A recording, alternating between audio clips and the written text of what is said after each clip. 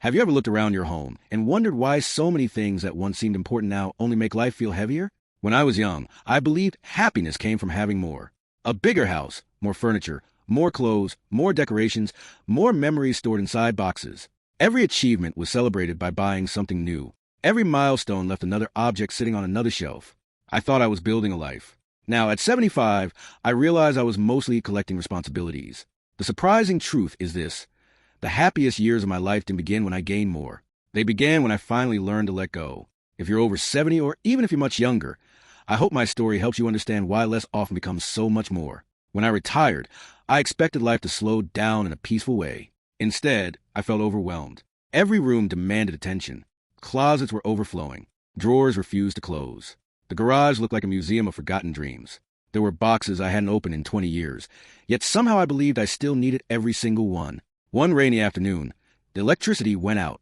Without television on my phone, I began opening old boxes.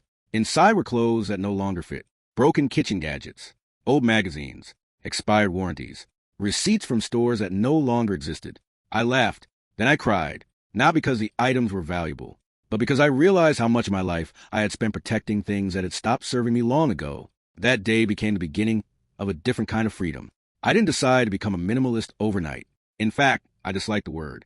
I imagined empty white rooms with no personality. I thought minimalism meant giving up comfort. But I soon discovered that true minimalism isn't about owning almost nothing. It's about making room for what truly matters. The first thing I donated was a set of fancy dishes. We had saved them for special occasions. For nearly 30 years, they stayed inside a cabinet. Do you know how many times we actually used them? Twice. After my wife passed away, I realized we had spent decades waiting for the perfect moment. The perfect moment never arrived. Now I use my favorite cup every morning. My nicest plate holds ordinary sandwiches.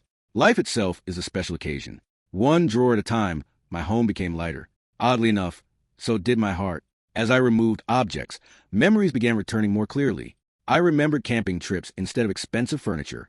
I remember my grandchildren laughing instead of the television I once thought was so important. I remembered conversations instead of collectibles. The best parts of life had never been stored inside boxes. They had been stored inside people. One morning my grandson visited. He looked around the living room and smiled. "It feels peaceful in here," he said. That sentence stayed with me. Children notice things adults often miss. He didn't compliment my expensive decorations. He noticed the feeling. Peace has no price tag. Many people think older adults hold on to possessions because they're stubborn. Sometimes that's true, but often it's because every object carries a story. That old chair reminds us of our first apartment. That clock reminds us of our parents.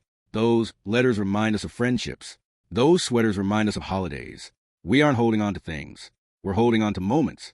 The difficult lesson is realizing that memories don't disappear just because an object leaves. Love doesn't live inside a coffee table. It lives inside us. One day I gave away nearly 50 books. For years I believed I'd read them again. The truth? I hadn't touched them in decades. A young college student picked them up. His eyes lit up like Christmas morning. Watching someone else become excited about those books gave me more joy than watching them collect dust ever could. Sometimes generosity creates more happiness than ownership.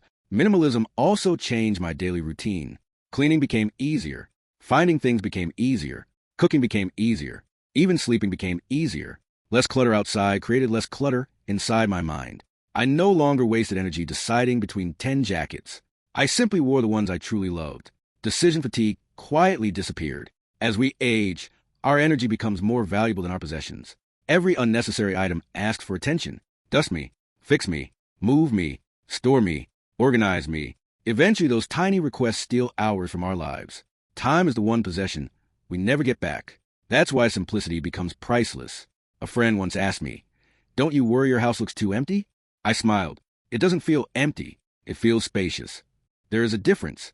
An empty life lacks meaning. A spacious life leaves room for meaning. There's room for reading, room for conversation, room for prayer, room for silence, room for unexpected visitors, room to breathe. After 70, breathing deeply becomes more important than impressing anyone. Another unexpected benefit was financial. I stopped buying things simply because they were on sale. I stopped replacing perfectly good items. I stopped shopping out of boredom. Without realizing it, I began saving more money than I had in years. Not because I earned more, because I finally needed less. That simple shift removed a surprising amount of stress. The greatest luxury isn't unlimited wealth. It's needing very little. Minimalism also changed my relationships. Instead of giving expensive gifts, I gave my time. Instead of buying decorations for holidays, I invited family to dinner. Instead of collecting souvenirs, I collected conversations. Years later, no one remembers what gifts I purchased. Everyone remembers the evenings we laughed together. Experiences age beautifully. Objects usually don't. One afternoon, I visited an old friend. His home was filled wall to wall with possessions. Every surface held something. He whispered to me, "I don't know where to start." He wasn't talking about cleaning. He was talking about living again. Sometimes clutter quietly becomes emotional weight. It reminds us of unfinished projects, unfulfilled dreams, people we've lost, promises we never kept. Removing clutter isn't only physical. Sometimes it's emotional healing. If you're thinking about simplifying your own life, don't begin with sentimental items. Start with the obvious: broken electronics, duplicate kitchen tools, clothes you never wear, expired products, old paperwork. Small victories build confidence. Soon you'll discover that letting go becomes easier, not because you stop caring, because you begin caring about different things.